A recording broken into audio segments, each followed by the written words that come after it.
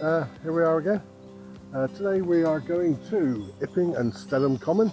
There's a little map of where we're going. We are at the moment, we're here. We're going to head up around here, come down. We're actually coming off the map a bit, back up round and in through that way. It's a nice short 6 mile walk, about 2.5 hours.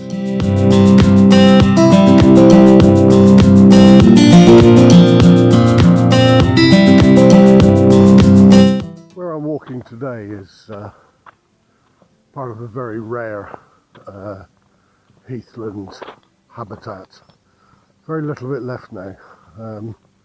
In West Sussex and East Hampshire, probably 80% of the heathland they had here 100 years ago has now disappeared. What's left has been preserved, owned by various trusts, Forestry Commission and various other organisations in an attempt to try and conserve what we have left.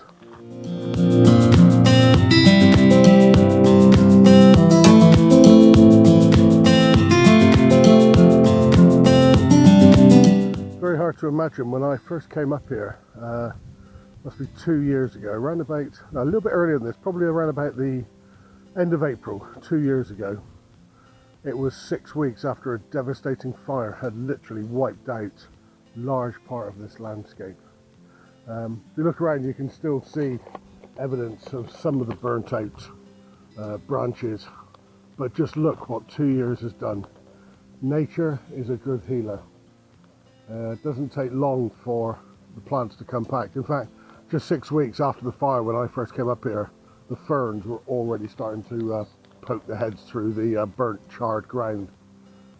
And as we come out of this lockdown, this coronavirus pandemic, it's a good point to remember that, like nature, we are part of nature and we will recover.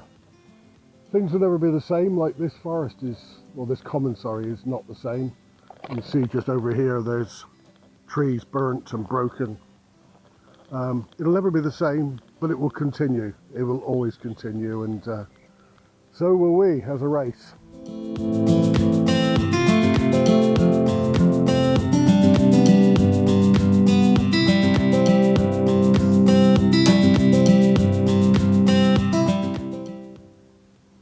Well, here we are. We're at the trig pillar. It's one of the few commons around here which does have a trig pillar in it. So this is basically the high ground, although it's not really that high and there's no real hill to climb, but it is just such beautiful scenery. I mean, I just pan round, you can see the ridge in the distance there. Well, that is the South Downs Ridge, and that runs all the way along from about this point through to Eastbourne towards Brighton. So absolutely fabulous area, and such a diverse landscape, trees, gorse, ferns.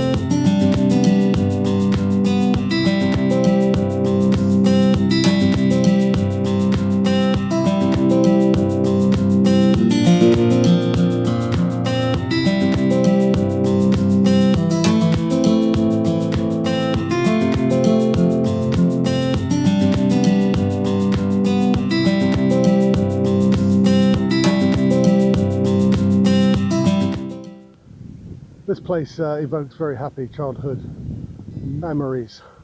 My father was a lepidopterist, or a butterfly collector to you and me.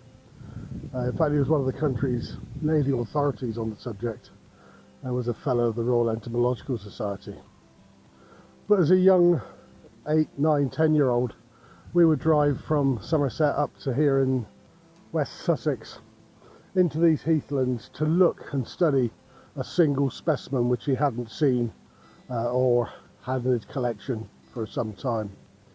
So the days I spent traipsing around these beautiful heathlands were just wonderful. And my father died when I was in my late 20s, in fact just before my 30th birthday, so I've actually lived longer without him than I have with him. But coming back to these sort of places evokes those memories back 50, 53, 54 years ago.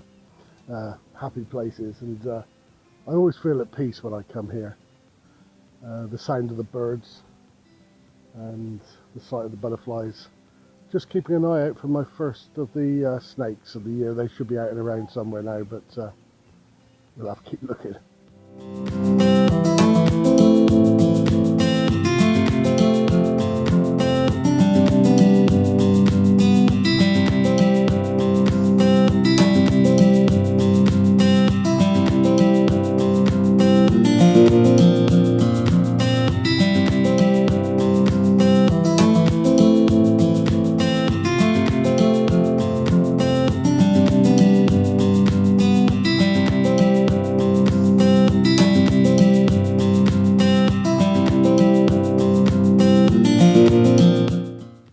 Just had to stop here for a short while because I just want to show you the contrast in the scenery from the heathland we had as we were on the higher ground.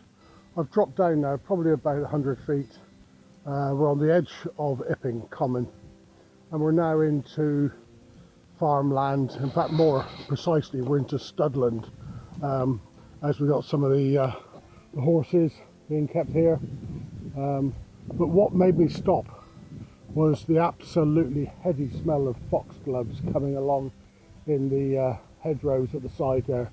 Beautiful scents coming after the plants, absolutely stunning.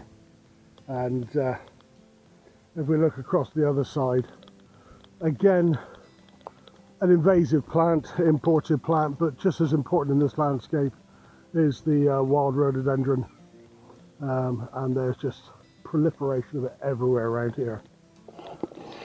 But some would argue that bringing invasive species and farmland into this heathland is not the thing we should be doing. Well, in fact, heathland is a created landscape. Heathland is managed by humans, it's shaped by humans, and it is preserved by humans because we need to control the vegetation which grows in the land, and that is done through grazing. So this is all part and parcel of the patchwork of this beautiful countryside around here, with the wild heathland up on top of the hill, albeit controlled, and then this very manicured landscape we have down here close to the stud farms. Absolutely gorgeous area to walk through, and as I said, the heady smell of the foxgloves is just unbelievable. I just wish you could smell it right now. It's fantastic.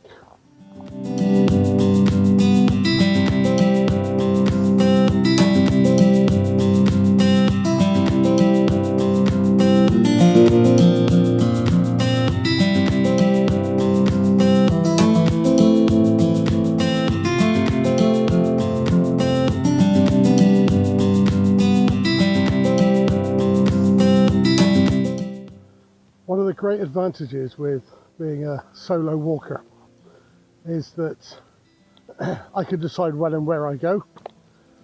I can decide if I go or not go. Decision's all mine, but what I really love about it is when I'm out walking, I can do exactly what I've done today. I planned a route, I started on the route, and then I came across a footpath I've never seen before. So let's go off and explore it. It is a wonderful place. I've never been here before. On this side we've got woodland, and on the other side a bit of cleared scrub up to the woods, and a few of the rhododendrons coming through. But what I absolutely love is the footpath I'm on. I don't know if you can see that, but it is a paved footpath. Now, I have never come across anything like this in the middle of a woods before. That is absolutely amazing. So it just goes to show, it's always good to stick to a plan, but then always be prepared to change your mind, because that's when the fun can really start.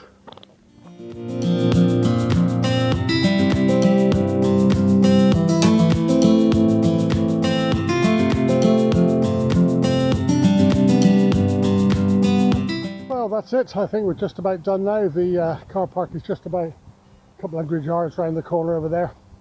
So thank you very much for joining me this morning. Hope you've enjoyed it. It is a beautiful area, right in the heart of the South Downs National Park, and it's been a glorious sunny day. So until next time, please subscribe and like, place your comments below. Oh, one thing just before I go, last week I got told off by my wife when I was filming the sidings walk. My beard apparently was badly trimmed or completely untrimmed, so just for you, my dear, I've trimmed my beard, trimmed my eyebrows, and I hope I look better. Thanks very much. Goodbye.